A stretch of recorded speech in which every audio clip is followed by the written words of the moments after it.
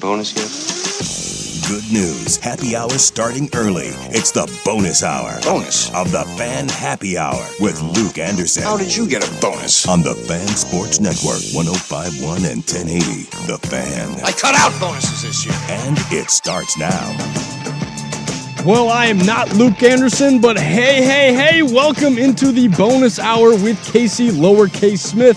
Same as all your shows today, we have another best of special edition for you while all of our hosts are out at the Fan Golf Classic, which reminds me to thank all of our sponsors who helped us out and put on the event as they're working out in the hot sun as we speak. Thank you to all of our beautiful sponsors.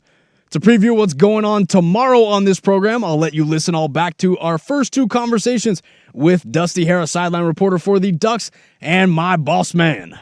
Because as you know, until the Ducks season is back, we will be having hump days with Hera during the bonus hour. We'll make sure to take a listen. Hey kids, welcome into a summer break edition of Happy Hour. School's out at the University of Oregon, so until August 1st, you're getting bonus hours. They get a vacation, you get more of me, so thank you for turning on your radios, your desktop computers, your smart speakers. If you're on YouTube, you already know what I'm about to tell you, and it's very, very exciting. Dusty Hera is joining us. Ooh, all right. I get like the Saved by the Bell studio, the studio audience of Saved by the Bell. What else would you want? Nothing. I mean, does it get any better than nothing, that? I believe nothing. Kelly Kapowski. Are they making new Saved by the Bells? Is that a They real shouldn't. thing that is happening? Well, of course they shouldn't, but Yeah. tell me the remake from the 90s that should be made that hasn't been made. I mean, it's kind of a thing. Yeah, the Fuller House. Yeah. They just brought them all back and did the, Fuller House. Well, except for Bob Saget, R.I.P. R.I.P. But he was on a couple of shows. Oh, was he? Yeah, Okay. he was on a couple of episodes, Yeah, and then this is how much I watched. he died. Okay. But they had him. Had him. There you go. That was okay. Was it? Yeah, it was good because we got to watch it with our kids, and my daughter, who's older, she loved it, and I was like, gosh, this show really isn't that good. But did you go back and watch the original episodes? And that wasn't that good either. Yeah. So you just get into these phases of, wow, I watched this crap, so they're watching the same stuff, and it's okay. It's all right. I think the biggest thing that I miss from 90s sitcoms, what was it? Was it Friday? I can't remember what it was called. Didn't it have some nickname? Like TGIF? Was it? It was TGIF. Yeah, TGIF, where you had thank Urkel. goodness, and it was thank goodness it was Friday. But Yeah. the theme songs. Theme songs are great. I mean, it Elite. was. They don't do those anymore. They do. They do not, and that's one of the things. What they do is every show that you binge seems to have the longest instrumental with some sort of art project that will last for about 45 minutes.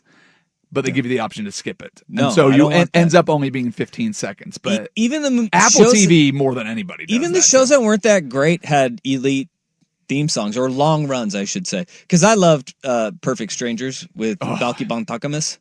Bartakamus? Yes. Yes, And from Epos. Carson Larry. Yes. Loved it. Yeah. Great theme song. Very, very good.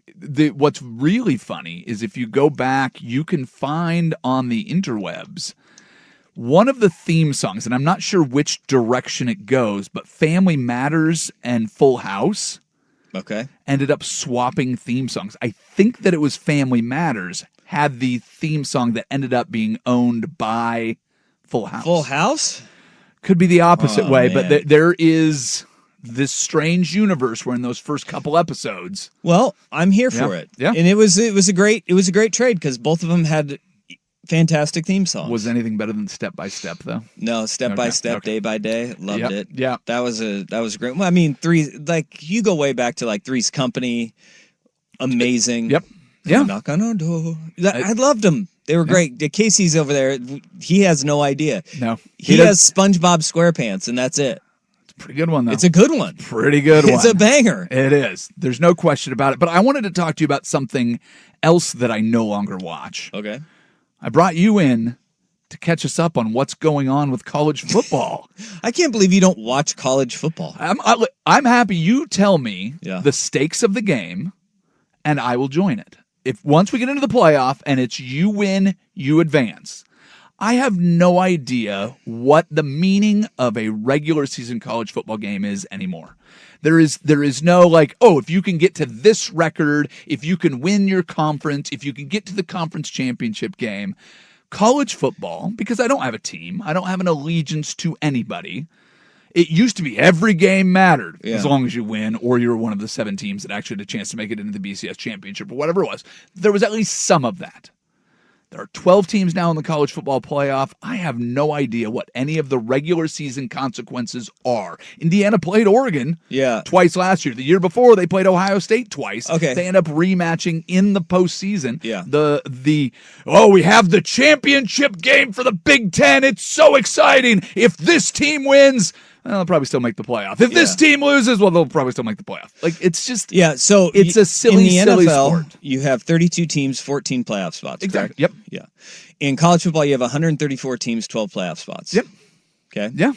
In the NFL, you can be under 500 and make the playoffs. At least you know what the rules are. As long as you win your division. Yeah, but right? at least you know what the rules are going Right. into the contest. Yeah. Because the thing about football, regardless if there's 128 teams or 32 teams, your schedule doesn't allow you to play against every team, so you can't get a fair measurement of where you rank up against the whole league. So the best way to do that is you play these division games, which is six games. Like, are you that you play against? Are you division. like a Duke should have been in last year guy? No, I think they do a good job of getting, because we know what the best teams are. The one that got me was the Florida State one a couple years ago. When their starting quarterback got hurt? Yeah, but they went undefeated, and quarterbacks are the most important player, but they're not the only player. And that one was a lot for me. But the truth is, I mean, last year at some point during the season, you had coaches being owed $250 million to not coach. Yeah. And that was it for me. I was just like, you know what? Call me when the playoff starts. I'd like to think all of this matters. Yeah. The one before that was the Pac-12 dissolving. That was where all my allegiances were. I didn't go to And school. I get that. That one I do get. That one really hurts. Yeah. And the transfer portal where you don't know who's going to be where for more than a season. And Oregon has done really well with keeping their guys. Yeah. But they still have a flood of guys. What was the kid not last year, but the year before, who's transferring during the playoff? Wide receiver? Yeah, that one was not like transferring out during the season. And the backup quarterback for Penn State does the same thing because the transfer window is somehow inside of the playoff schedule. I do get. But the games itself, they do matter. And they do matter because you have a shorter regular season. You have fewer opportunities to prove your worth and prove your mettle. And there is a lot of drama in that. All of the other outside stuff, you're right. I mean, there's a lot of problems. The two biggest games that Oregon played in the regular season, the last 2 seasons, Ohio State and Indiana. Yeah. They won one, they lost one. Results, they still got an opportunity to play them again. Yeah. It's, you know, so and then you they can tell played in me the that it matters. playoffs and they lost both of those games. So I mean, it's like, but tell I me think that there is something there. But the postseason game mattered. Yeah. Because if you lose, you're out. The regular season didn't Oh, really I matter. don't think that you can convince anybody, winner or loser of any of those regular season games, that those games didn't matter. Yeah, or but- like the Iowa game that Oregon went to Iowa this year, that game mattered a lot. Every game matters. But the closer you get to it, the more it matters. But again, this is me as a casual fan who has no allegiance to Oregon outside of being part of this station and roots for the Pac-12 that no longer exists. I mean, Cal and Stanford are in the that ACC. argument doesn't hold up in the NFL when like the Seahawks lose to the Dolphins and then you go, well, that game didn't matter. It still made the playoffs. Well, but you can go back and look at the NFL and go, all right, where were the bad losses that ended up having us miss the playoff? But as you go down the you stretch, can do that in college football too. You can't actually. You can. If you have a truly bad loss, good luck even getting into it. Sure. But then there's that one bad loss, but Notre Dame lost to Northern Illinois University a couple years ago and was able to survive it. Right. And Florida State loses their quarterback a couple years. Not a game. They lose a player, and they're out. That was the right call, though.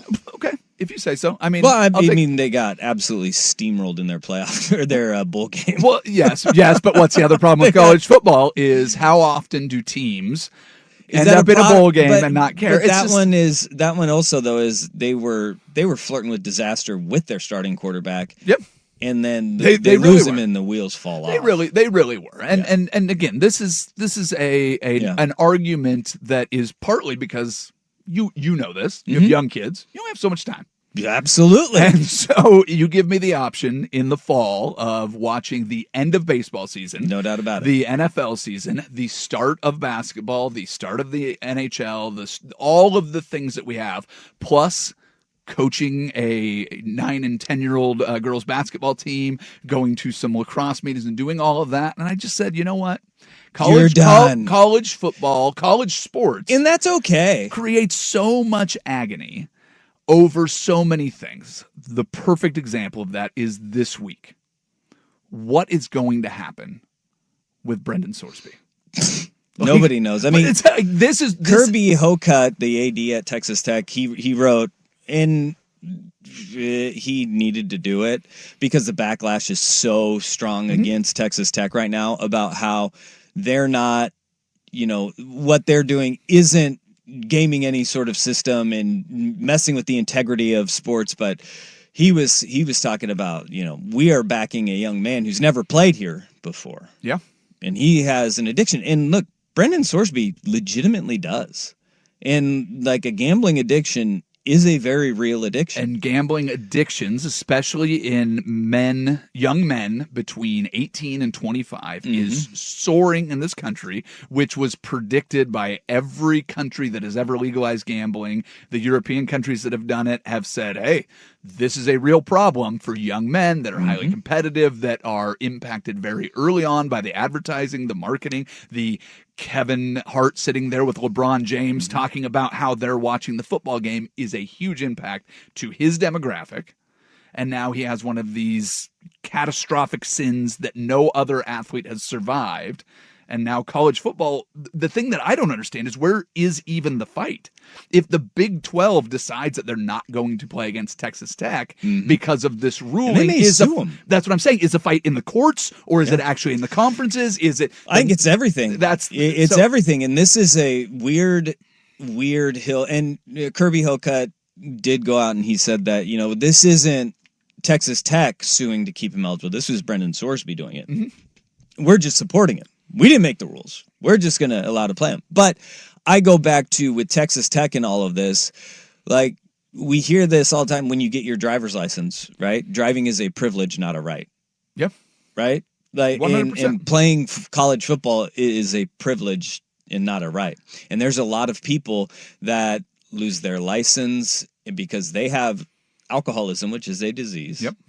And it's very addictive and it's horrible and it ruins it. But you lose some privileges that go along with, having your rights. And like, it's not an apples to apples comparison there by any stretch of the imagination, but it's really hard to justify like the privilege of being able to play college football because it is. Yeah.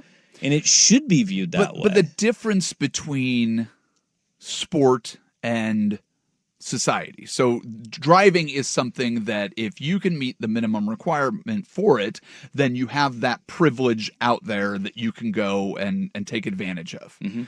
It's a lot more of a meritocracy in college football, and you have such a limited window, and you have all of this money that is being invested in these programs to go and collect what money is out there for your university, what prestige, to get that championship. These windows are so small and they're so finite that people have always been willing to bend the rules for somebody that has talent. So that's where there's a big difference. It's not the family going, man, we'd really like our kids to drive, but Dusty's such a good driver. We have to get him into the car, and we'll do everything we can to cover up his alcoholism and cover up all of his foibles because he could be the next whoever. And that is why. And he can bring us all of, Texas Tech needs to just stand up and say, no, this isn't right. It's not right for the sport. It's not right for young people around to see a man. And look, that doesn't mean Texas Tech should stop supporting him.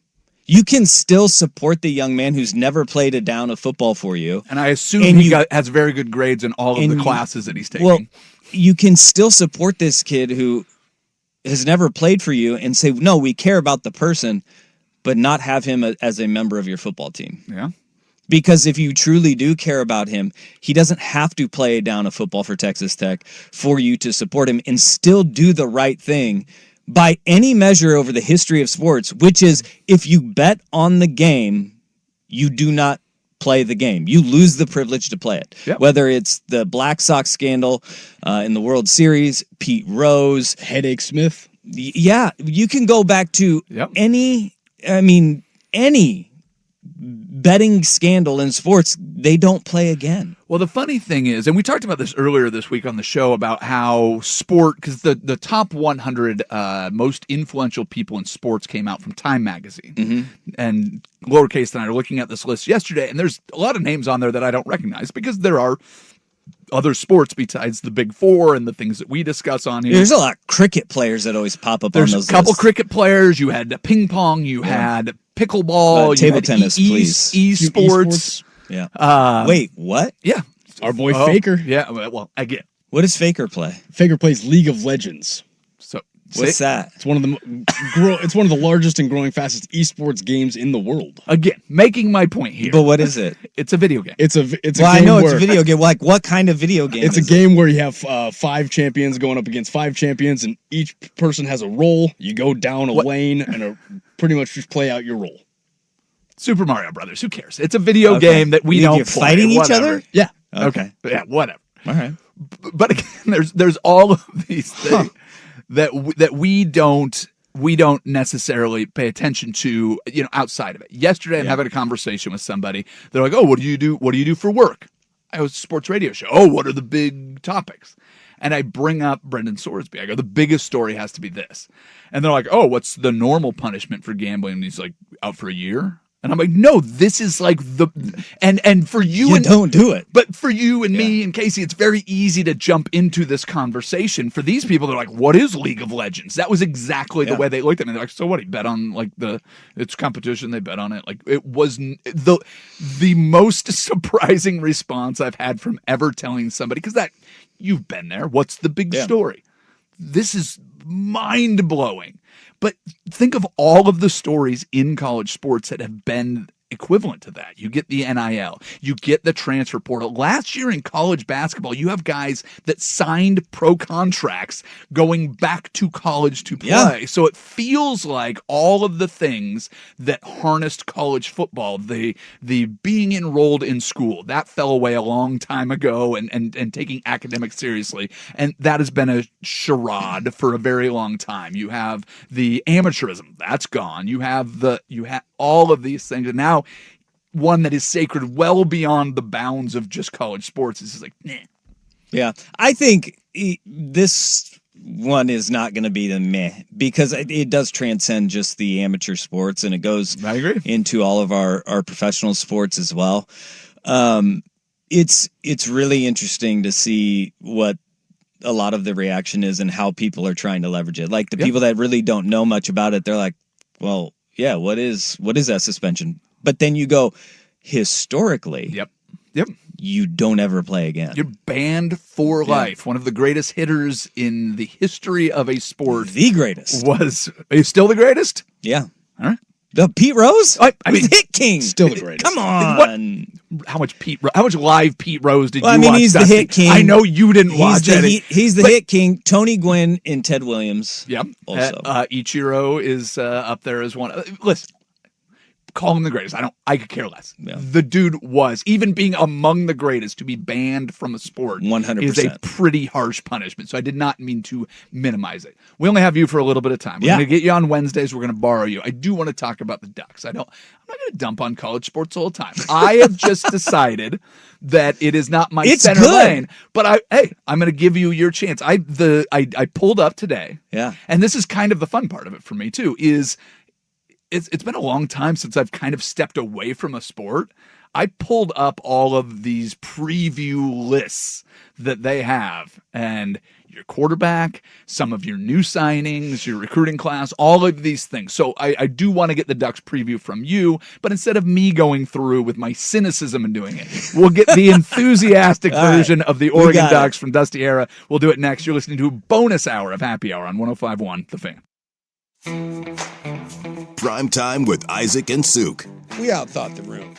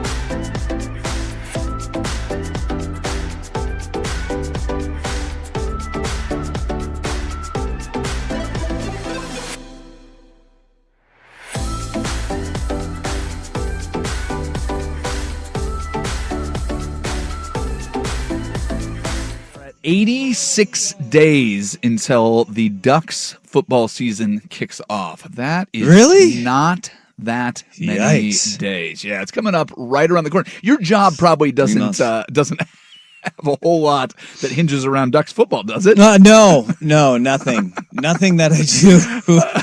I was about to take over my life in about a month. I saw the number the other day. I think it was 88 on Monday. So I subtracted 2, and that's I got good math. And I got to 86. So I did that by myself. And as I'm doing that, that's math we can all do. But I thought that I was helping listeners. I was like, oh, this will be a fun little number to throw out. And as I'm saying it, I look over at you and I go, oh, that's your other job. That's the current job that you're doing here. Plus, I've invited you to come in here and talk Ducks with us because Duck Insider is off. And so I was looking over at you and I go, that number is a very different countdown for Dusty Hara than it is for me and all of the listeners. So what do you have to get done between now and everything? Just all that. Just all that. All right. For people that haven't been paying attention, like myself, that have not been, keeping track of all of the off-season moves that the Ducks have made, it looked like their recruiting ranking went down a little bit from where it's been kind of averaging on ESPN. And I know that there's different rating systems. Everywhere. Yeah. So many. 24/7 does it this way, and Rivals and whatever. Another for you, it's like going to Pro Football Focus versus the ESPN Power Rankings versus Bleacher Reports, or just watching the games going. If we get 10 wins, we're probably in the playoffs, but maybe not. Yeah. So we'll know by week 16 what we need to do. So ESPN has the Ducks 12th for their recruiting class, but there's 3 guys in the top 80 for new faces in Oregon that are players in college football that you need to watch. So how would you rank the offseason for the Oregon Ducks? I think the number one thing that they did was just having Dante Moore come back puts them head and shoulders above a lot of teams, and there's no ranking for your returning roster. Yeah, and I think that one thing that you want to do in college football is you start recruiting forward, right? When you don't have massive attrition in the transfer portal, and Oregon has not over the last handful of years, and that's a great thing to have, is you're building and you're developing and you're growing talent. So when you don't have that attrition, you're sitting there and you're looking at it going, all right, how do we backfill this roster? And you get to be more choosy on who you bring in whether it's recruiting or the transfer portal, because guys are sticking around, whether that is Dante Moore or it is really their front 4 on the defensive line. When you look at Mateo Uiagalelei, Bear Alexander, Amari Washington, and Tatum Tuioti all coming back as well. Well, you just brought something up too with the retaining Dante Moore. Seems like it might be the bigger one, but now that I'm really thinking about it, I mean, the Ducks used to be, and they did this with Vernon Adams, and they brought in Dakota Prukop, who ended up not being it, but they have relied multiple times on, hey, we don't have the guy in-house that we need. Let's go out and get a transfer quarterback. Bo Nix was that, and he stayed. Dylan Gabriel became that, but in that same time, they got Dante Moore, who was willing to come as a former 5-star and a transfer to back up. Dylan Raiola is that guy now, so you're not just getting guys to transfer in, you're getting guys to transfer and sit. And probably one of the hardest things for any school to do, and this is where Oregon ran into it, is like when they had Marcus Mariota and you have a guy like a Mariota, there is a hesitancy for quarterbacks to come and commit and say, as a high schooler, yeah, that's where I want to go. Mm-hmm. Oregon is now backfilling that roster with not just Dante Moore and Dylan Raiola, but they have their homegrown guys that are going to be pushing Dylan Raiola. Like, it's not going to be a foregone conclusion that it's a Dylan Raiola handoff from Dante Moore, because you have a Keely Smith Jr. who has played very well by all accounts throughout last fall and then the spring as he redshirted last year. Brock Thomas, who everybody assumed that it was going to be Austin Novosad as the backup last year. Well, Brock Thomas, the Sheldon High School walk-on, he was the actual backup throughout the entirety of all last year. Did we see him at all? He played in the Wisconsin game. Okay. A ton. Played in the Rutgers game. He played a lot of games. But late minutes. Duty. But we didn't see him in the actual. In the Wisconsin game, he played a significant amount because Dante got dinged up in that one. But that was a tie game. Remember, that was a game that everybody's like, what is going on? And it was an absolute monsoon. It was sideways rain, wind, brutal. And he stepped in a close game and really led him out on a touchdown drive. I think he was a quarterback on the 99-yard drive, if I'm correct. Okay. I may be wrong on that. But he had some actual reps in minutes in games, but people just thought it was going to be Novosad because that was a conversation. Two guys that were going to start were going to be Dante Moore and Austin Novosad, and here comes Brock Thomas in there. So they've done a really good job at the quarterback position, but now they're starting to backfill kind of everywhere. Yeah, that's what I was going to ask. That was the next thing, because there's Dylan Thieneman was, I think, the biggest acquisition Dante Moore was, again, he was sitting there, so he was the next guy up, but Thieneman comes in. They have another safety that is also a returner that might even be Coy more Parrish, impactful. The Minnesota transfer, who he was kind of a Swiss Army knife for Minnesota. Not only was he an all Big Ten safety, but he was a returner. And then they were depleted at receiver, and he ended up playing receiver for them as well. Nice. So he is fairly talented guy. He's a pretty talented guy back there, roaming the secondary. But you bring in a guy like Coy Parrish to fill in those shoes of Dylan Thieneman, because you have freshmen that are coming in who they are very high on. Jet Washington, Kobe Bryant's nephew, from Bishop Gorman. He's a 6'5" safety. Does Bishop Gorman have good? They're pretty football good in Las Vegas. I mean, if I don't pay attention to college football, how much am I paying attention to high school? But I've heard that name somewhere. Pretty dang good. But they've done a really good job of filling those needs, seeing where the need is. When you have Aaron Flowers and Peyton Woodyard, who are going to be playing the strong safety position. Mostly, we think. We don't know. But when you have those guys who in the spring looked really good and at the end of last year really were progressing, and then you say, all right, we're losing Dylan Thieneman, who was an incredible player. Yeah. Well, another guy you're losing is Kenyon Sadiq. I mean, so who else went? And I'm trying to think if there's anybody else that went in the first round, but Thieneman, Sadiq. Yeah. Well, they lost a lot of really dang good players, right? Sure.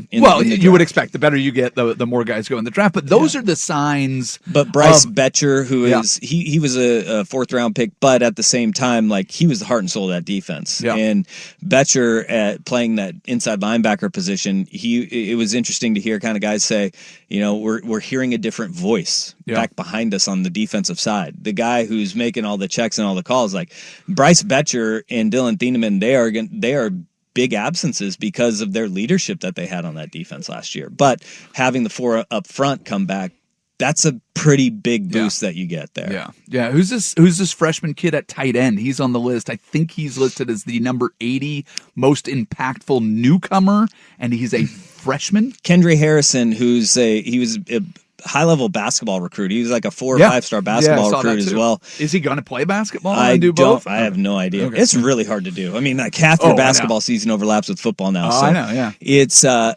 would be really hard to do, but he's physically, just, you look at him and you're like, goodness gracious. He's like 6'7". You just keep looking up. Athletic as all get out, and so you can run. You lose the biggest freak athlete at the tight end position, and you just add another guy that's even taller and has some of the same qualities. Well, and he might be the third or fourth string tight end. Well, and Dan Lanning, if he's taught us anything, it's like, don't trust the 2Ds that you see. There is no. I will never forget the Georgia game, the first Dan Lanning game. You go out there, and everybody's like, man, who's going to play running back? And everybody starts listing off all the guys that suspected. And here's Bucky Irving and Noah Whittington, and nobody knew who they were, and they're the bell cows for that game. So, even last year at running back, it was like, all right, who are going to be the running backs? And the two freshmen and Jordan Davison and De'Aaron Hill kind of come out and pop. But at tight end, Kendry Harrison there is going to be a learning curve, because, I mean, playing in the Big Ten, they're big, they're physical, the defenses are good, they're sound, and you got to have counter punches. Well, you have Jamari Johnson coming back, who could be tight end number 1 in the NFL draft next year. So Oregon could have back-to-back years with the top tight end taken in 3 years in a row with a highly drafted tight end. You go Terrence Ferguson to the Rams, then you have Kenyon Sadiq. You can go even all the way back to Jawan Johnson, the tight end for the Saints. Yeah, who was a wide receiver at Oregon, and then he moved over to tight end once he got to the NFL. So Jamari Johnson is the guy everybody's going to be looking towards. But Andrew Olish, who is a Penn State transfer, who he was down to Oregon and Penn State during his recruiting process. He was a 5-star recruit who chose Penn State. James Franklin gets fired. He enters transfer portal, ends up at Oregon.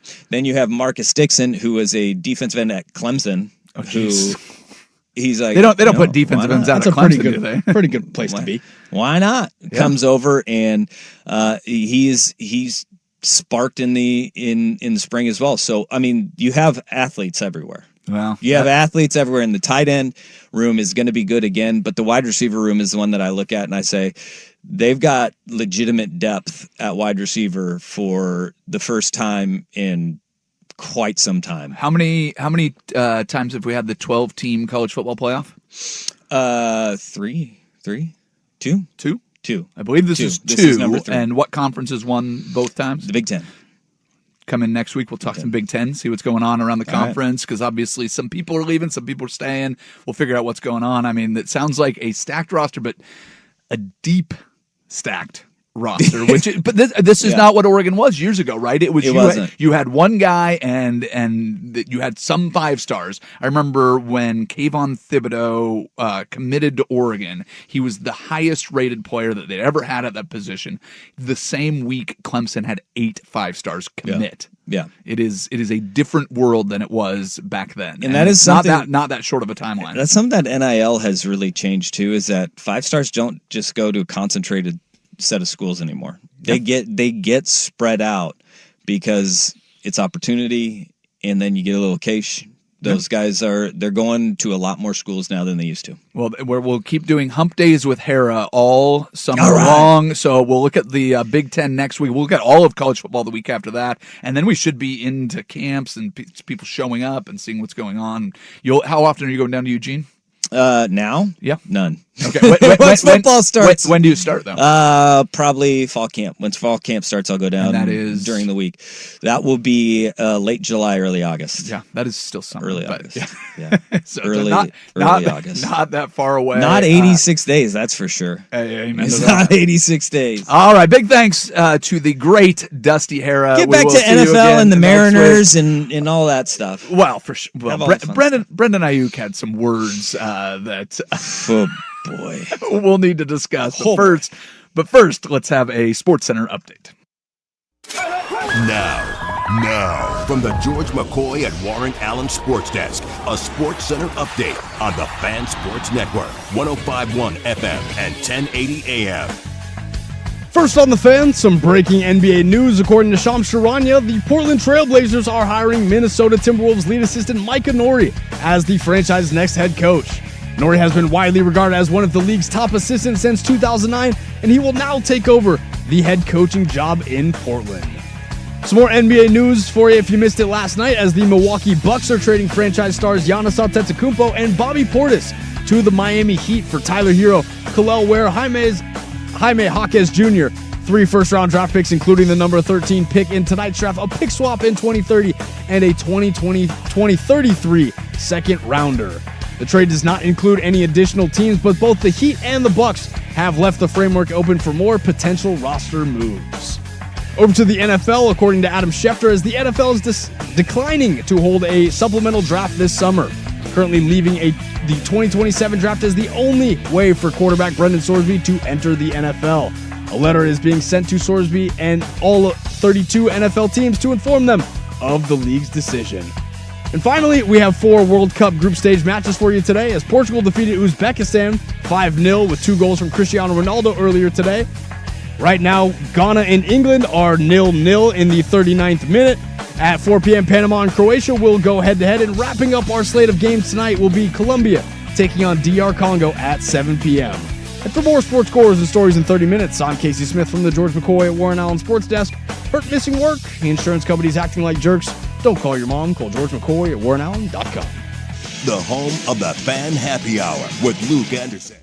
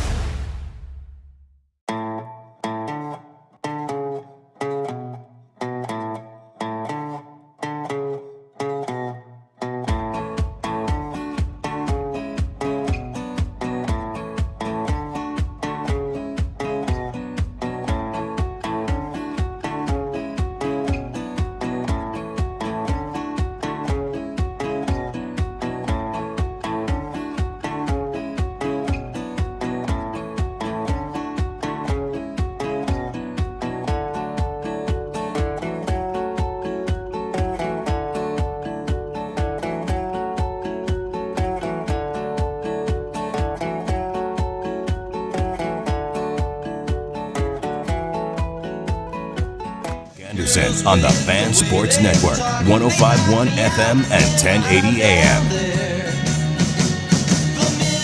Last two segments ran a little bit long, so I'm going to get us back on track here. But before I do, just a quick scheduling update across all your local radio dial, as we will, or at least should, have all of our hosts back in tomorrow.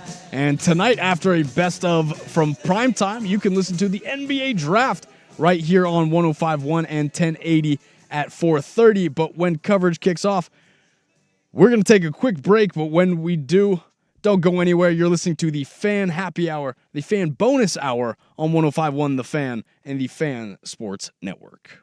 The new home of the Portland Timbers is the Fan Sports Network. Glasser will serve it in. Gage Garrett's header, and the Timbers have found an equalizer. Every goal, Fernandez!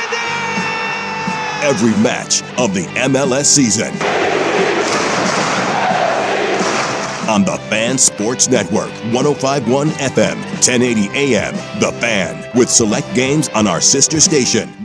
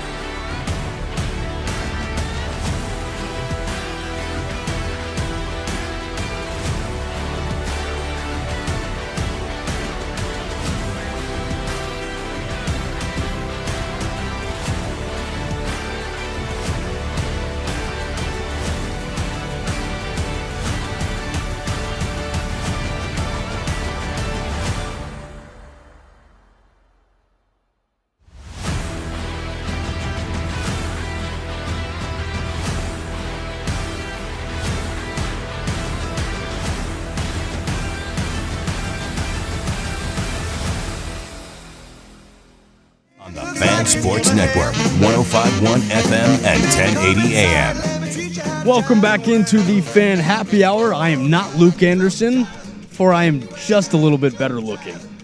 We got Stevie Brackett's in here with us, as we're going to talk a little bit of NBA draft before we get going tonight.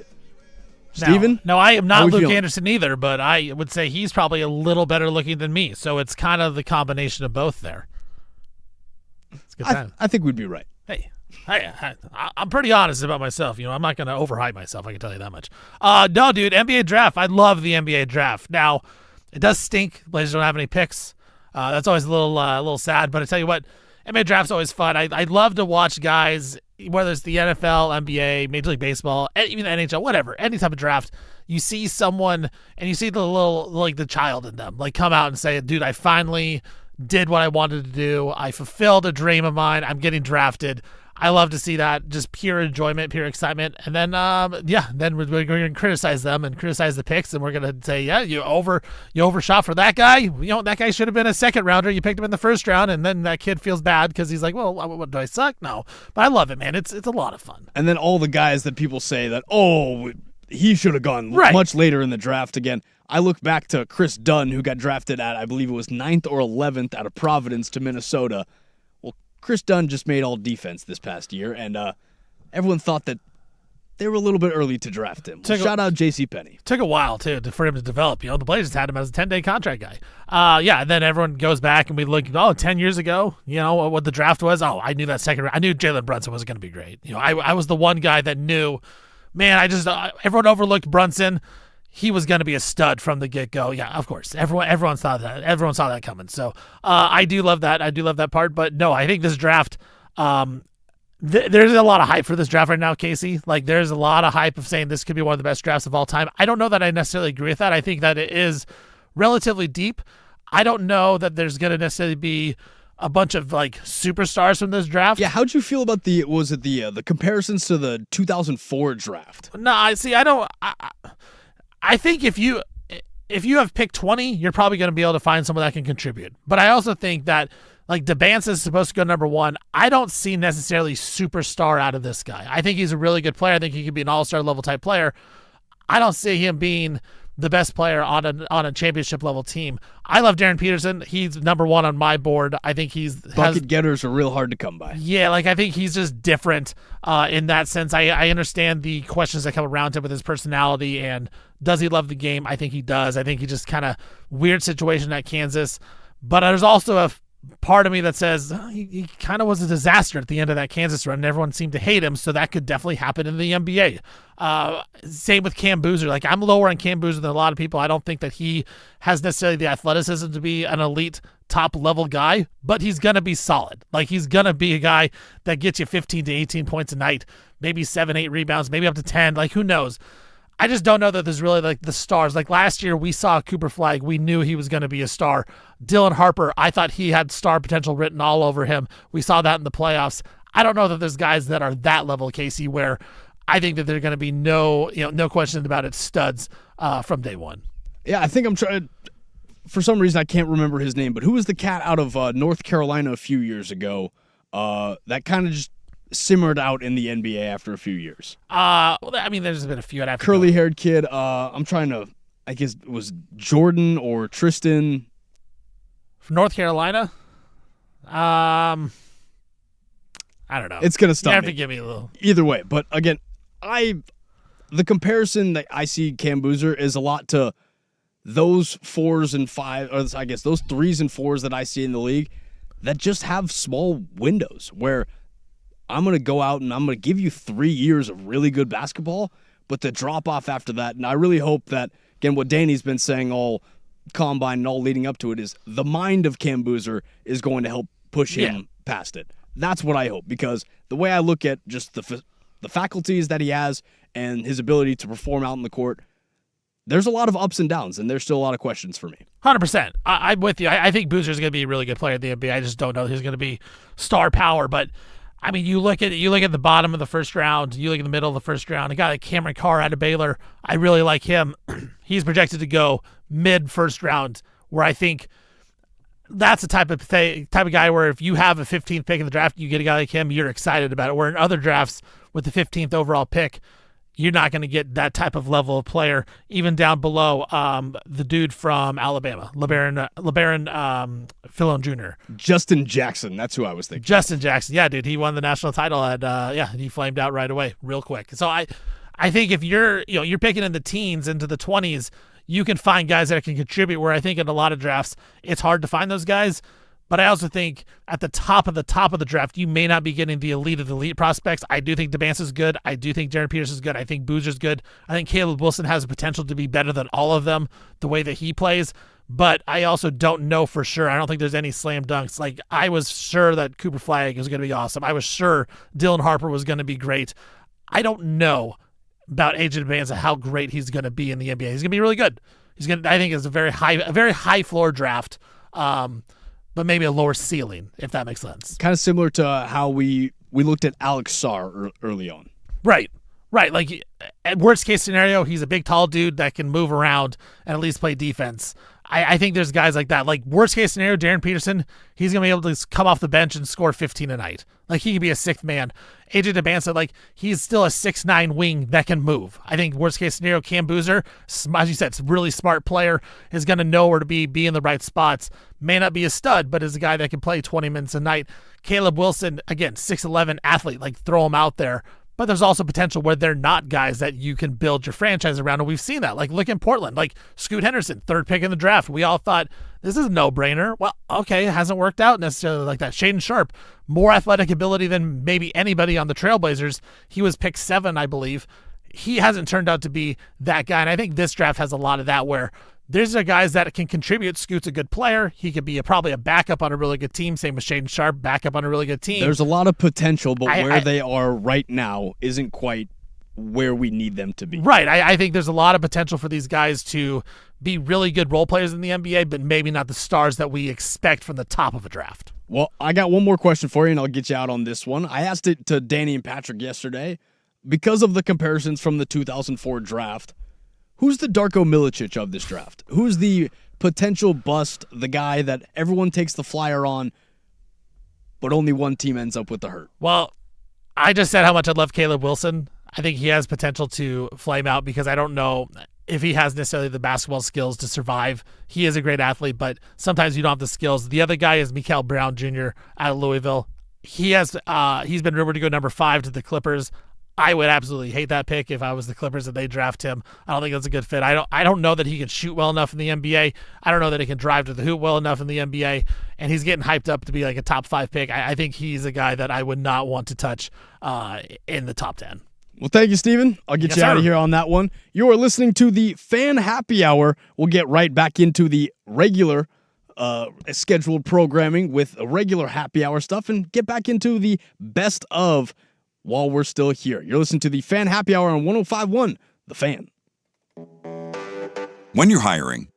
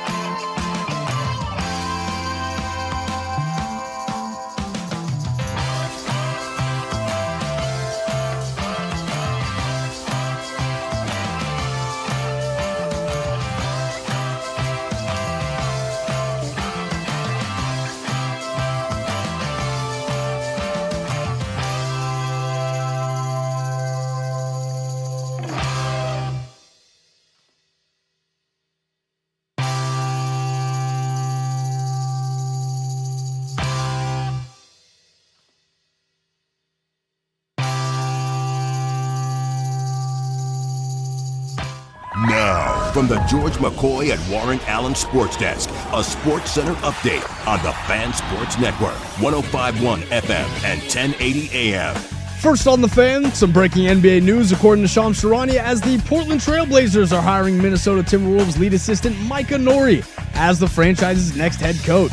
Nori has been widely regarded as one of the league's top assistants since 2009, as he will now take over the head coaching job in Portland. We'll give you the details of the deal as we get them, but some more NBA news for you as the Milwaukee Bucks are trading franchise stars Giannis Antetokounmpo and Bobby Portis to the Miami Heat for Tyler Hero, Kel'el Ware, Jaime Jaquez Jr., and 3 first-round picks, including the number 13 pick in tonight's draft, a pick swap in 2030, and a 2033 second-rounder. The trade does not include any additional teams, but both the Heat and the Bucks have left framework open for more potential roster moves. Some NFL news for you. According to Adam Schefter, as the NFL is declining to hold a supplemental draft this summer, currently leaving the 2027 draft as the only way for quarterback Brendan Sorsby to enter the NFL. A letter is being sent to Sorsby and to all 32 of the NFL teams to inform them of the league's decision. And finally, we have 4 World Cup group stage matches for you today, as Portugal defeated Uzbekistan 5-0 with 2 goals from Cristiano Ronaldo earlier this morning.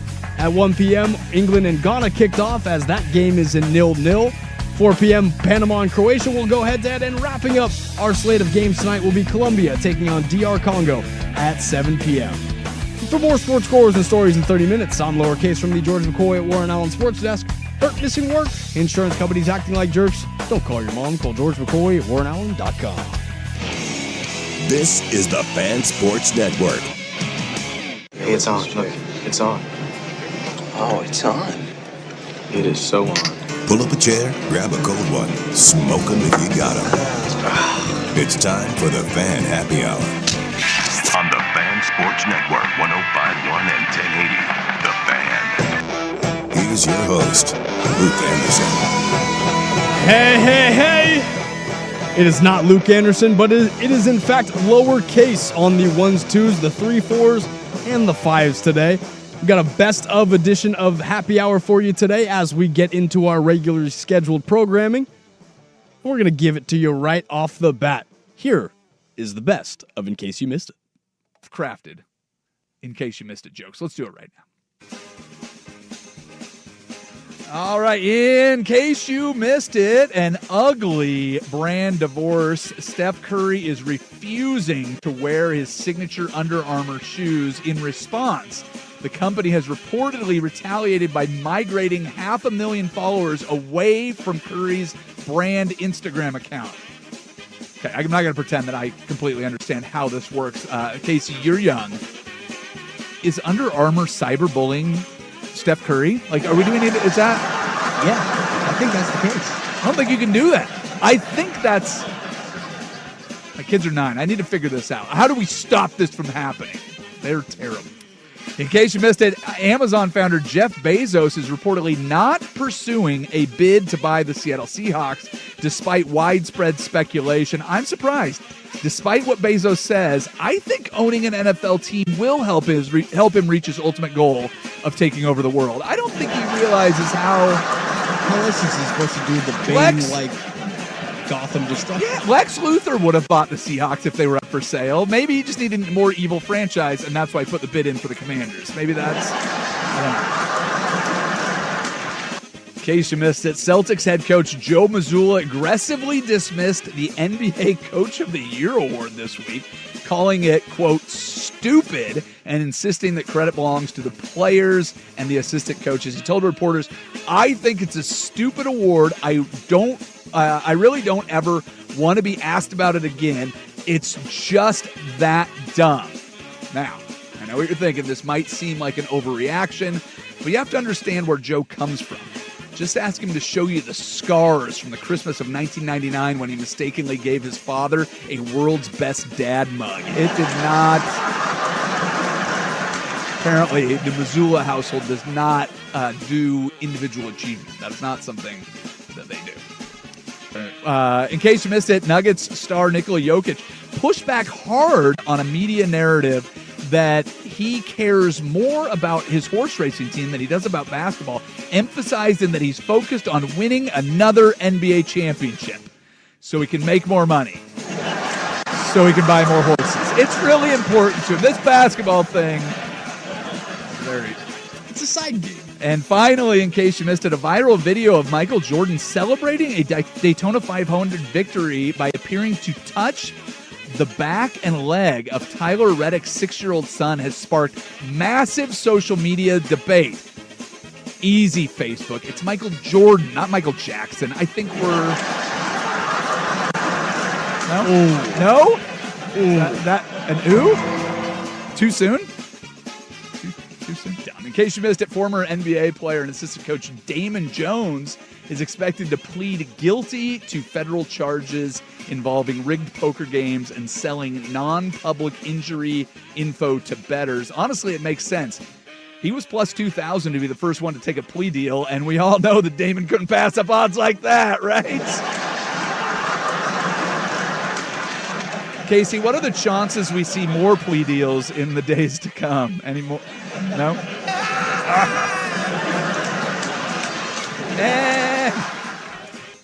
In case you missed it, Browns quarterback Shedeur Sanders said, quote, "I feel bulletproof after enduring a difficult rookie season and stunning draft day fall has mentally prepared him to compete with Deshaun Watson for a starting job." As a rookie, Sanders threw for 1,400 yards, 7 TDs, 10 interceptions with a 56.6% completion rate. Bulletproof, huh? Do we know if Kevlar really helps if you're standing in the middle of a dumpster fire? Is that really the shield that you need in Cleveland? I'm not sure. In case you missed it, Yankees pitcher Cam Schlittler tossed 8 dominant innings at Fenway last night to lead New York to a 4-2 win and a sweep of his childhood team, the Red Sox. I don't know why anybody is surprised that a kid from Walpole who grew up a Red Sox fan is having so much success against one. Anybody who's ever been to Boston knows nobody hates the Red Sox more than the Red Sox fans. As a matter of fact, nobody hates anything as much as Red Sox fans hate everything. So I think he's playing right into it. That's all I'm saying. Keep Dalen Schlittler. Keep. In case you missed it, Patriots head coach Mike Vrabel announced that he will miss the final day of the NFL draft to begin counseling following the publication of controversial photos of him with Diana Rossini. Is this the most ceremonial trip to counseling ever? It feels like they gave him the option of actually going to counseling when no one was watching or pretending to go when everybody was watching. Is anybody surprised that he took the one that feels more like cheating? Is that... I've never been a huge fan of naming every scandal, but since the Patriots have such a great history of named scandals like Deflategate, Spygate, Orchids of Asia Gate, I think we have to give this one a name. So I submit Filetgate. Can we? Come on! No? In case you missed it, here is your latest Filetgate update.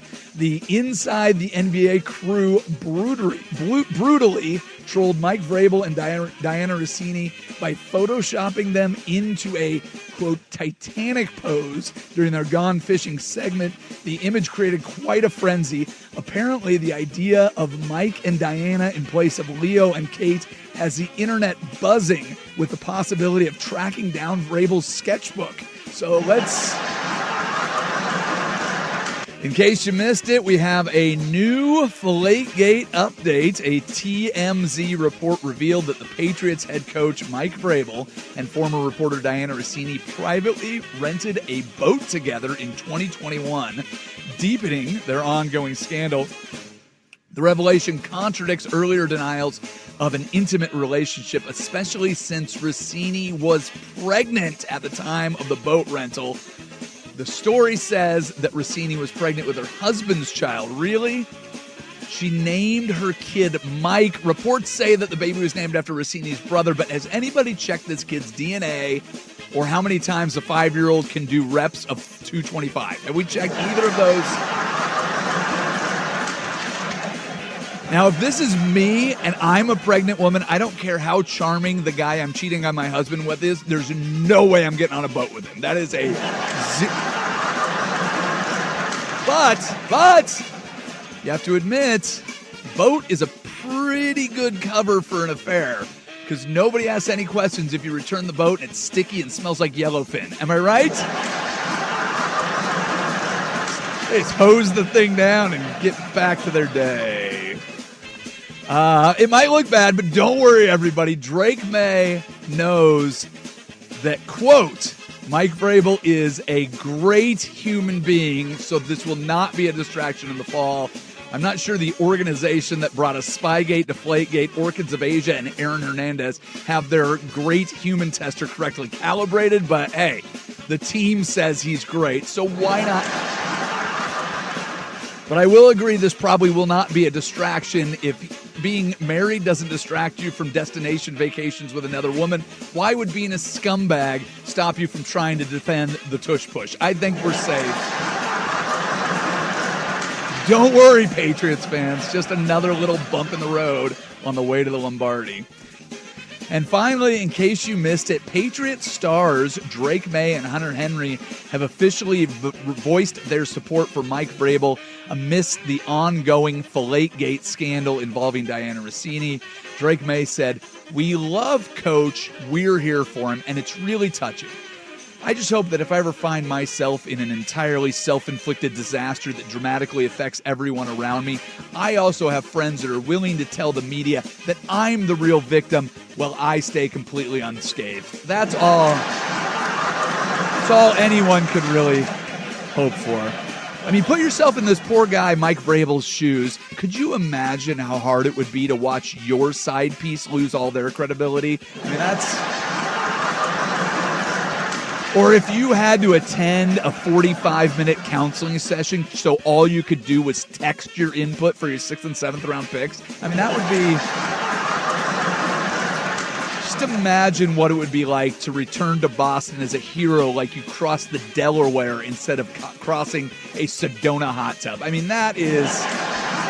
This guy's been through a lot. Thank goodness his players that he took to the Super Bowl are still there for him. It's nice to see good things happen to good people. And finally, in case you missed it, the New York Jets head coach Aaron Glenn told reporters today that he believes that quarterback Geno Smith will lead the team to the promised land. Glenn Smith, Jets, promised land. Glenn recently claimed his superpower is calling defensive plays after his Jets finished 31st in the NFL in defense. Smith threw a league-high 17 interceptions for the Raiders, and the Jets went 3-14 last season. Aaron Glenn took a nap at the Combine. Geno Smith had his jaw broken when a teammate punched him, and the Jets have been 15 seasons without a playoff appearance.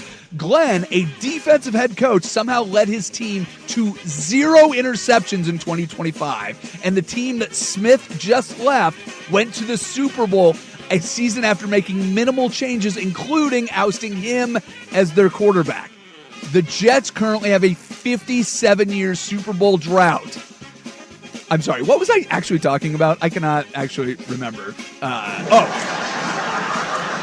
That's right. But think about it the other way. The last time the Jets were good, they went to back-to-back AFC Championship games when they were led by foot fetish and butt fumble. So maybe it's not that. Casey, you're a little bit younger. You may know them better as their new nicknames, Chompers and Knife Fight. So maybe that's... No? Is that...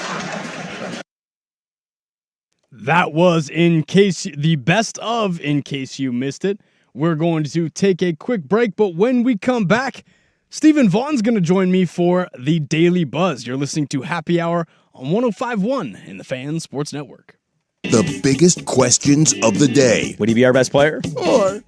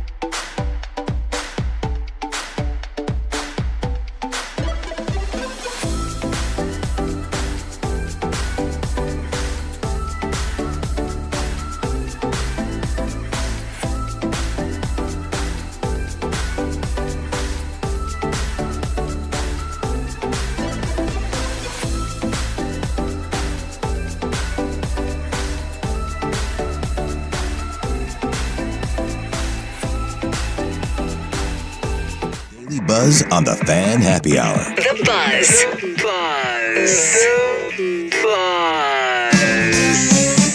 Here's your host, Luke Anderson. Well, I am not Luke Anderson, but I'm here to give you your daily buzz. Want to start us off, Steven, or you want me to lead it going? Yeah, go for it, man. The Buzz. Well, the Blazers are hiring Wolves lead assistant coach Micah Nori. Micah Nori has spent time as a lead assistant since 2009 and previously spent time with the Toronto Raptors, Sacramento Kings, Denver Nuggets, and Detroit Pistons. But Nori was sitting in the top 3 of the finalist list that we saw and have been seeing over the past few months.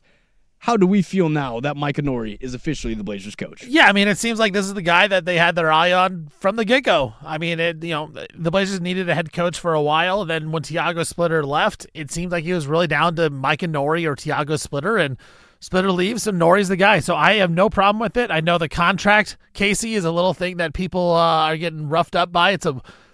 It's technically a 1-year deal with 2 team options after that, so it's a 3-year deal, but only 1 year guaranteed. Yeah, that's what I was trying to look up. So break down the details for it. Yeah, so it's a multi-year contract, as Shams reported. But then friend of the station, Jason Quick, he reported that it is a 1-year deal with team options for year 2 and for year 3, which is very unique in this situation. And a lot of people are saying, well, this is Tom Dundon being cheap. This is the Blazers showed no investment in Micah Nori, which I guess you could argue it. I'm looking at it the perspective of you're hiring a brand new coach who's never been a head coach. He didn't play in the NBA, so I think that's already a downfall. A lot of times these guys in the league, they don't want to listen to players that didn't play, didn't do anything well. And so you're getting him on a 1-year deal. If he fails, you kind of got an out for him. If he doesn't fail, you get to keep him. You can sign him to a new deal after that. Like, I don't see the downside to the deal they signed. And by all accounts, Mike Nori, great coach, really connects with his players, very smart, excellent nose-wise. I think it's a home run hire. I'm with you there. My biggest takeaway from this is, obviously, like you said, the contract deals.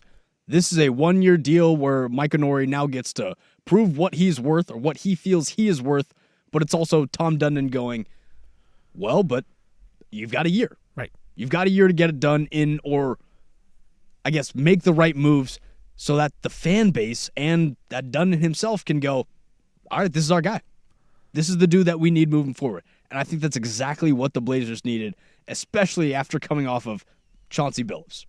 That's the biggest takeaway. 100%. And it's hard because when you get these assistant coaches, you don't know if they're good coaches, and sometimes you want to get rid of them after 1 year. Well, if he stinks, the Blazers can get out after 1 year and go through the whole process once again. The Buzz. Well, you brought this story to my attention. Jazz Chisholm has gotten in a little bit of hot water as Aaron Boone was a little angry that Jazz Chisholm was licking a lollipop while playing second base in a 4-1 loss, I believe. They were losing at the time that Chisholm had the lollipop in his mouth. But when you're down 3 runs, is that the look that you want to be giving out? I mean, look, we're not going to get mad when these guys are taking steroids. These guys are doing a lot of other things. They're injecting a lot of things in their body. Back in the day, people are probably doing drugs in the dugout. Again, Doc Gooden did a game on acid. Right, but we're going to get mad because Jazz Chisholm is eating a lollipop. Now, I get it. Hey, think of the children. The children are going to see this and say, man, well, when I'm out at second base or I'm out in short or I'm in right field, I need a lollipop to lick on and have a little bit of fun out there. I don't have a problem with it. I mean, is it a choking hazard? I guess. I feel like he's a professional. Like, he's not going to choke on it. I don't see the big problem. It seemed very... He's a grown man. It seemed very like, I'm going to get mad at him because he's batting .226 for the Yankees and he's only a mid player. I love the fact that the article goes, while he didn't factor into any defensive plays in the inning, Boone still felt Jazz hit a sour note. You know who's also hitting sour notes? Anthony Volpe, who's playing shortstop. Look across the infield, and there's your problem. Like, if he's hitting 280, do we have a problem with this? Not at all. Right. Because he's spent 260 or 226. The Buzz. Next story I got for you is a big one because it involves college sports. I know we don't get to talk a lot about college sports on this station, but it's just because, well, Brendan Sorsby, he will not play in the NFL in 2026 as the league has decided not to hold the supplemental draft. The NFL's decision came down to its right to decide whether to hold the supplemental draft per the CBA agreement, as league officials said they believed it would ultimately become a distraction to teams as they began training camps. Well, what we think of the teams, the poor teams, they can't handle it. Look, again, this is another weird spot where the NFL is kind of throwing out the, you know what, hey, we got integrity. We're going to do this. He gambled on games. He's got to pay a little bit of a punishment. Now, I'm fine with that. I'm fine if that's really your stance. But how about we do it for the guys that are, sexually assaulting people, Deshaun Watson? How about we're doing it for people that maybe are beating up their wives or their children? How about we do it for them too? Like, how about we hold them to a higher standard as well? I get it, because Brendan Sorsby, it's a weird topic, because Brendan Sorsby, I don't think he ever should have played college football again. He bet on his own team. He bet on the sport. You should be suspended for life in college football. Doesn't mean he can't play in the NFL. I think it's two different things. But I also think if we're going to say we have integrity, we're not going to allow this, how about we do it for other parts of the world as well, where we all know it's not okay to hit women, yet the NFL will allow people to play after hitting women. Yeah, that's where I have the biggest issues. If the NFL has this big staunch argument of, again, this guy is hurting the integrity of our money, integrity of our sport, this, that, and the other, again, you can argue that all the other incidents of, like you said, the Deshaun Watson, guys crashing their cars, this, that, and the other, getting into stuff with their, again, significant others off the field, that stuff also hurts the reputation of the sport. That's where I see. This just screams to me, Casey, the bottom line dollar. Look, they're in bed with all the gambling companies. They're in bed with a ton of there's a lot of money on the line. They can't have a guy coming to the NFL that bet on games, because that's the one thing you have the hope is that the integrity of the actual sport, like it's the true reality TV is sports. We don't know what's going to happen. It is unknown. Well, if you have a guy coming in that has bet on sports, that's why he shouldn't play college football, but give him a chance to play in the NFL, I think is a completely different thing. He deserves his chance. He may actually get suspended, I think, when he goes to the NFL. I'd be fine with that as well. But let's hold the standard for everybody and not just say, well, look, this one integrity thing the NFL holds over Brendan Sorsby, we're not going to do it for anybody else. Again, if you think it threatens your CBA agreement, then use those words in your CBA agreement to find him suspended or to find him this, that, and the other against the league. I have a lot of issues with how they're approaching this. I think it's because everyone wants to save face, tuck their tails between their legs, and go, oh, it's not me. Can't be me. The Buzz. Cristiano Ronaldo made history today after he became the first player to score in 6 different World Cups. He found the net twice in Portugal's 5-0 win over Uzbekistan. The 5-time Ballon d'Or winner at age 41 has gone 10 games without a goal in major tournaments. Well, that ended today because he got a pair of them today. Did you happen to see any of Ronaldo's goals? Yeah, and he kind of had to, because all the other GOATs of the sport have kind of been going off, right? Mbappe gets 2 more, I believe, yesterday. Messi gets 2 more yesterday. Messi could have had a third on a PK that he missed. I believe Haaland had 2 goals yesterday as well. Like, so those 3, it's that day where those 3 dudes, Haaland, Mbappe, Messi, they went for 2 goals each in both games so far, both matches.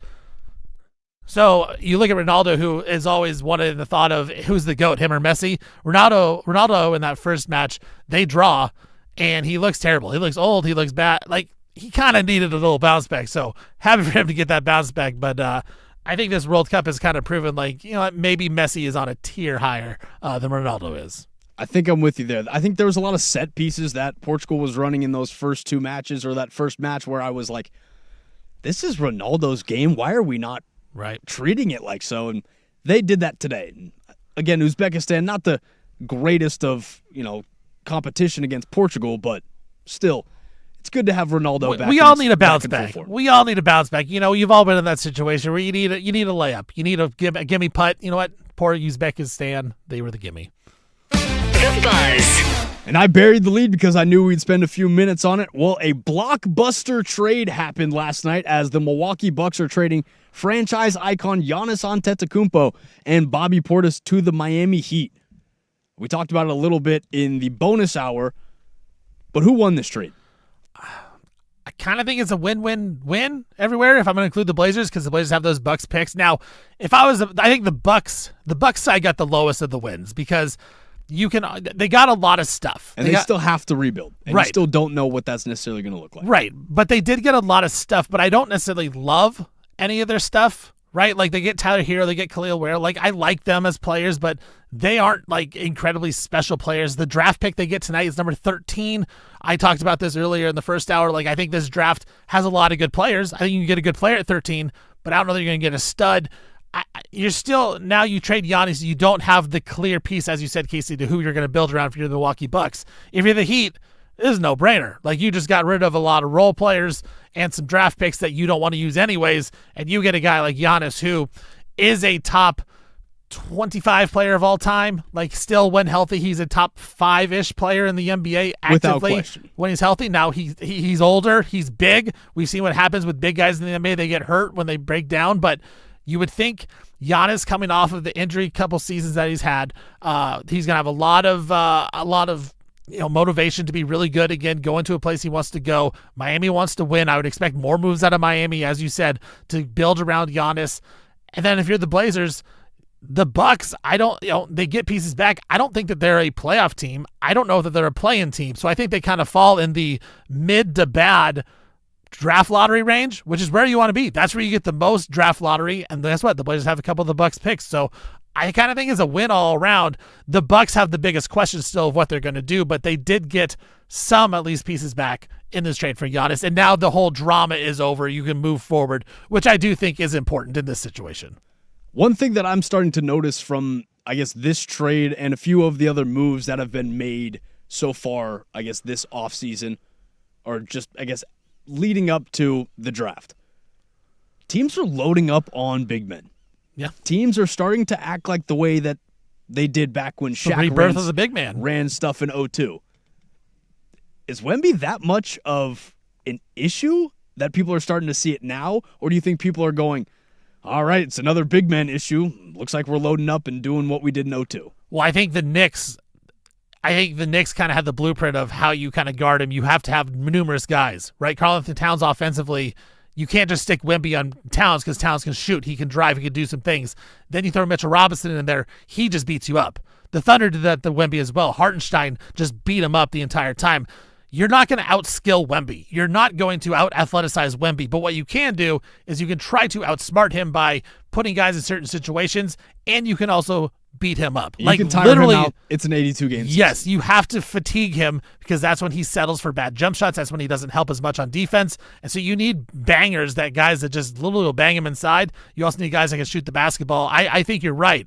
I think the rebirth of the big man is back, and big men are needed now because Wemby is not going anywhere. The Spurs aren't going anywhere. If you want to come out of the Western Conference, you need guys to match up. But we saw in the Blazers series, Klingon couldn't do it. So what's the Blazers' answer to Wemby? They don't have one. And so I think if you're the Heat, you're looking at it, you're saying, look, if we get by, we got Giannis to throw at him. We got Bam to throw at him. We'll go get another big guy. I think you're right. The rebirth of the big man might be back because of Wemby. It's a different style of big man than it was in the 90s and the mid-2000s, but the big man's back. I look at that and I see Bobby Portis going in the trade. Is Bobby Portis, I guess I just want to look at what Bobby Portis means to this trade. Is he, I'm going to go get the fouls and I'm going to go be the Isaiah Stewart, I'm going to be the guy that no one wants to brawl because, again, you can get fouls on me, but there's Giannis and Bam Adebayo in the front court? Or do you think Bobby Portis is really going to find a role on this team probably as the seventh man, the go-to guy, first guy off the bench? Well, there's a role for him because he proved in Milwaukee he can play with Giannis and he can shoot the basketball. Again, that's what's so big about it is you can, if you take Giannis out, you put Bam in there. Bam's not the shooter, but Bobby Portis is. So you can kind of play them together offensively. Now they got to figure out defensively. Bobby Portis getting up there at age, going to have lost a step or two, but like you said, he's not afraid to go at you and fight you and go hit you. And so I think there's definitely a role for him. I think that's just Miami saying, look, man, like we are really going for it. And he's a guy that can win now. So I thought that was a big piece as well because it's going to be hard to find real true veterans that can make difference makers. And Bobby's done that on the highest of stages. And with that, we will take a walk over to the George McCoy at Warren Allen Sports Desk and see what we've missed.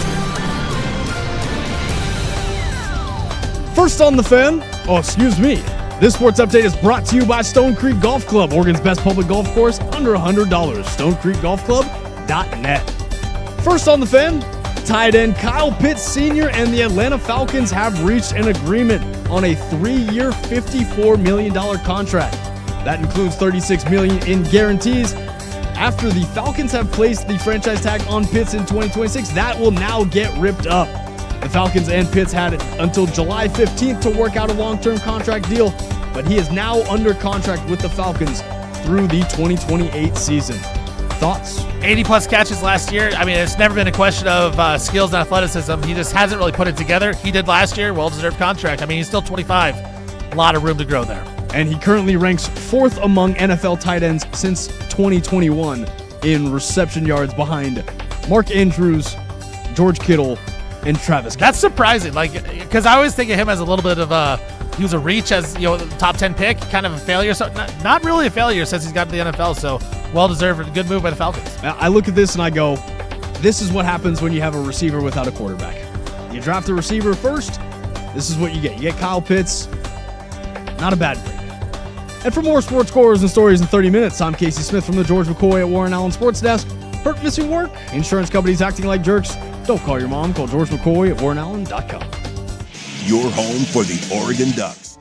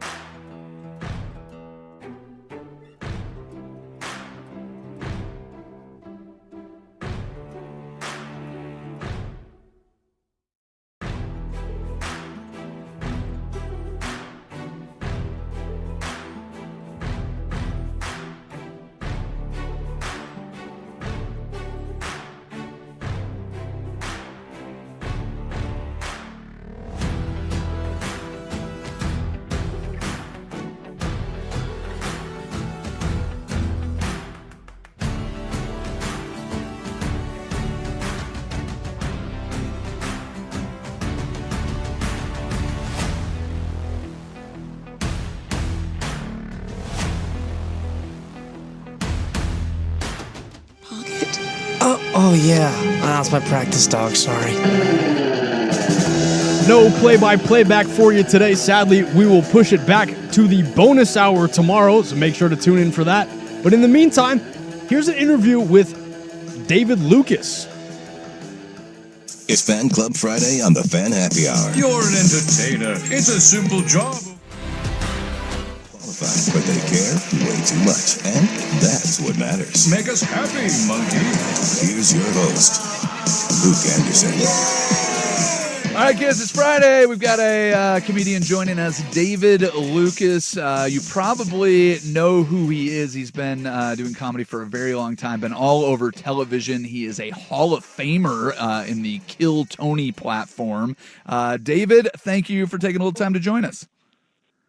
Hey, man. Thank you for having me, man. Absolutely. A couple shows at Helium this weekend. One tonight, 9:15, and tomorrow, 10:30 p.m.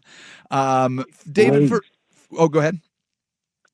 No, I was just saying late. I want all the creeps to come up. So if you're a creep and you're listening right now, you just woke up and you don't have plans for this evening, David is ready for you to come out.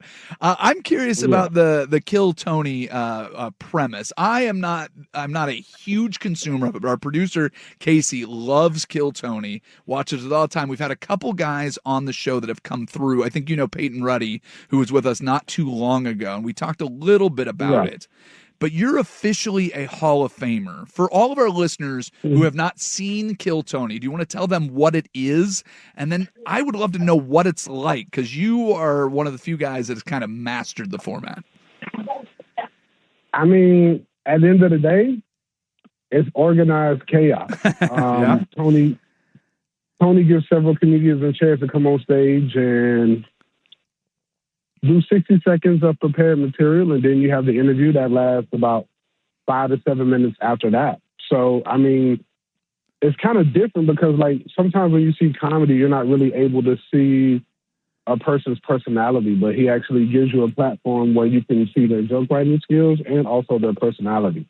And if you guys don't know who are listening, Tony Hinchcliffe was just part of the Kevin Hart roast and, got mixed reviews, I will say, on that.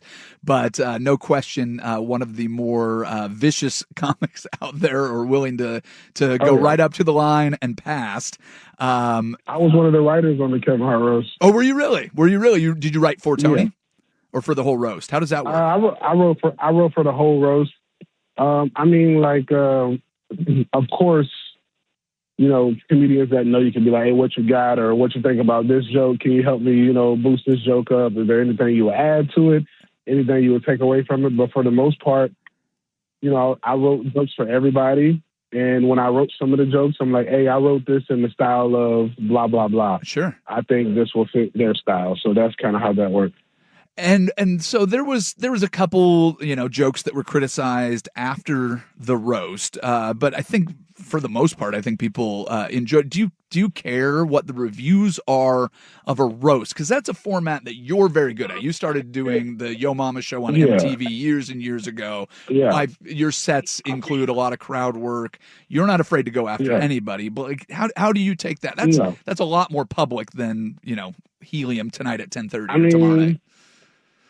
I mean, honestly, I put jokes before everything. I put jokes before ethnicity. I put jokes before sex, meaning male or female. So for me, funny trumps everything. And even if it wasn't funny, it was an attempt at being funny. So if it didn't come off right, we really don't know until we say it in front of the masses. Yeah, it happens. Yeah. So, what's your thought on the roast? Success? You feel like that was a home run, or how do you critique your own work? Because that platform is so huge. It's not if your joke lands at a club, but writing for something like that's. Roast used to be private, right? Roast used to be, the Friars Club, or they would be a private event, and you could say anything. It was for the people in the room, and now it's Netflix. It's global. I mean, Kevin Hart's a global superstar. That's got to be very different. I mean, given the atmosphere of where we're at in this country, I think we should be doing more roasts. Okay. At the end of the roast, nobody died. They were words. Amen to that. Well, I absolutely love that. For your show that you have coming up, so have you done headlining tours before? I saw on your website it says headlining your own tour.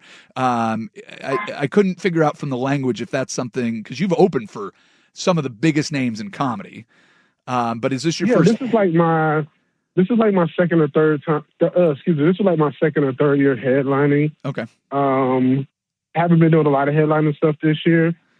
I filmed a movie earlier this year, so that took like 4.5 months out of my life. Sure.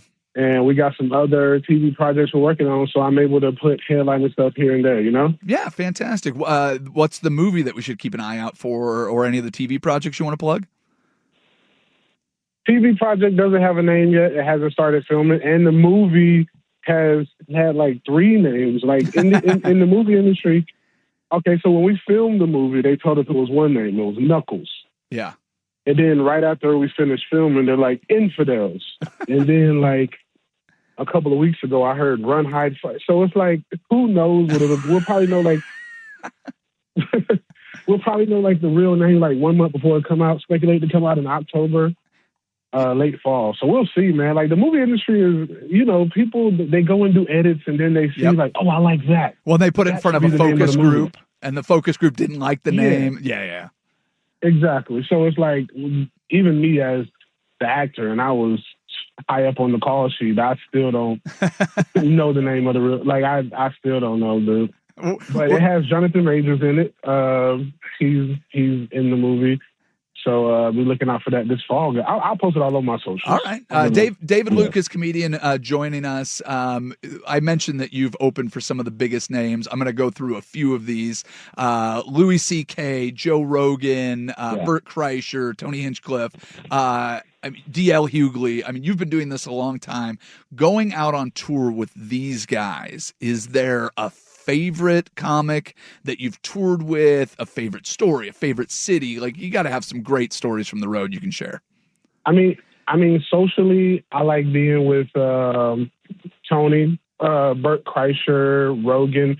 Those are guys like, of course I want to be a headliner, but if I had to be a feature for the rest of my life, I wouldn't mind being a feature for those guys for the rest of my life, just because of how dope it is and like the camaraderie that we have. So what I will say about touring with Louis C.K., that was a lot of pressure because to me, I think he's the greatest living comedian alive. I love dark humor. That's my thing. Yeah. So when the first time I saw him, when I opened for him, I didn't feel like it was real. I was kind of starstruck. And then I was like, damn, I actually got a job to do here. I need to get my stuff together. So like, it was nerve wracking. And then the girl I was dating at the time said that he came out and watched me. And I was like, damn. And she's like, no, he was laughing the whole time. So like being with Louis C.K., bro, he taught me like the art of like just watching him is art. It's like watching Picasso paint, or it's like watching Rembrandt. It's like he has mastered stand-up comedy. He knows how to dictate words to make people laugh and feel a way when he wants them to feel a certain type of way. And I think some comedians have different goals, but that's one of my goals, to be able to be a master manipulator of words. Like I've seen him put himself in a hole just to see how quickly he can dig himself out. It's crazy. Like it's real crazy. Yeah. I know I'm known for being a roaster, and that kind of hurts my stand-up because like when people come to see me, they want me to roast the whole time. So like, yeah, when I'm doing stand-up, it's like, all right, I'm here to see my favorite band, but who's this opening band? You know what I'm saying? Yeah. So it's like, like sometimes I get an audience that's into it, and then like sometimes the audience, you can just tell they're just there. They want me to roast. That's it. Like my openers would be like, "Oh, they're tough." I'm like, "Dang, for real?" Yeah. Well, I mean Portland's good. You like Portland? Yeah, Portland's good. I came to Portland maybe like 3-4 years ago, maybe something like that. Yeah. All right, we're talking with David Lucas, comedian at Helium this weekend. There is a 9:15 show tonight and a 10:30 show. If you just joined the interview, he is inviting all of the creeps to come out. So if you'd like to go out there, being a roasting comic, I did stand-up comedy. I'm a creep. I'm a weird. You're on sports radio. You don't need to sing any alternative hits to get across the airwaves here. You're all set, but. Beautiful singing voice. I'm glad that you chose stand-up comedy. I did stand-up for a long time, and roasting was always one of those things that I felt like people really wanted to kind of lead off with. There's certain comics that I think that's a way to do it. How do you balance the two? Because you mentioned it in there, and it's just got my brain kind of spinning with the idea. Like, if you go down that path, I mean, are there guys that show up to heckle, to be roasted, that want absolutely, 100%, yes. And have you grown to embrace that? It's still an annoyance. Like, what, give me your feelings on that. I mean, here's the thing, bro. Of course, we live in a day and age where comedians don't want to burn their real material. So 99% of the stuff that we're posting on social media is crowd work. Yep. So we have conditioned the crowd to come there and be disruptive because people love attention. People want to be on a YouTube video so that they can get drunk and play the video and show their friends, like, look, he roasted me when I was in such and such. So not only just that, crowds are conditioned for crowd work. People are known as a roaster. Yep. So it's like, yes, every show I have, there's at least 3 or 4 guys who've had some shots pregame and that come in to be a engineer of chaos. And it's like normally, very rarely, but normally when you hit them a few times, they shut up and enjoy the show. Very rarely do you have a guy who will continue to be a hindrance the whole show. Yeah. Yeah. Have you had to have people removed from your shows, or is that something you try to avoid at all cost? So I've been headlining like 2.5, 3 years. Maybe in my whole headlining career, I've kicked somebody out twice. Okay. Which can probably be a fault of mine because, like, you give them a little too much room. Yes, and it's like because, dude, it really only takes like 2 people to ruin a whole show. Like once they flip the audience, as have done stand up before, it's hard to get that room back. Yep. Yeah. So I maybe should, especially as I continue to grow and become more successful and, doing bigger venues and selling out comedy clubs. When you start doing a 500,000 seat place and you got 4 people who flip that whole room, now you got 900 eyes and ears of silence. And that can, that feeling on the inside. You're 10 minutes into your set out of a 45 or an hour and nobody's messing with you because you let That's a terrible If you want to run off stage, bro, I've been there. I was in Naples, California. Naples, Florida, and I had that recently, dude. Ugh. So, normally, maybe I should get a little bit better at getting people kicked out, but normally I give people so many chances. Well, and I'm like, look, bro, I get it. Yeah. Well, you have taken the tight wire that is stand-up comedy and you've made it even thinner and lighter gauge by being a roaster, man. I have nothing but respect for you. I do love watching the videos. So if anybody in Portland listening right now wants to get on the video so they can get drunk and show their friends a YouTube video of David Lucas roasting them, the shows are tonight at 9:15, tomorrow at 10:30. Man, it was great talking to you. I really enjoyed it. Big fan. You too, bro. Absolutely. Yes, sir, bro. Portland, I can't wait to see y'all. I can't wait to come up there. Is it raining? Of course it's raining. Of course it's raining. But it's been really nice. Yesterday was gorgeous. Sunday is supposed to be real nice, but rain today and tomorrow just in time for your shows.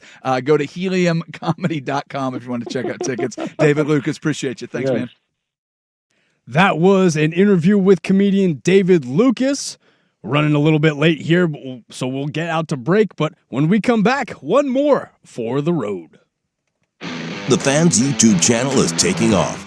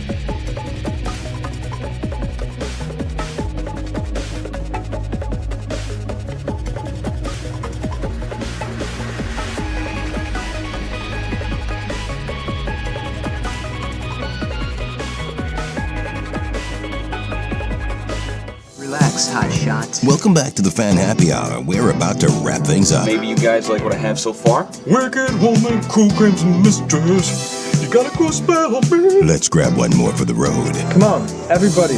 Everything's smooth. Here's Luke Anderson. Well, I'm not Luke Anderson, but Luke Anderson will be back in tomorrow. Thank you for listening to the Best of Fan Happy Hour. Just a quick scheduling update across your radio dial, as we will have all of our shows back in tomorrow. And tonight, after a Best of edition of Primetime, you can listen to the NBA Draft right here on 105.1 and 1080 at 4:30 when coverage kicks off. One more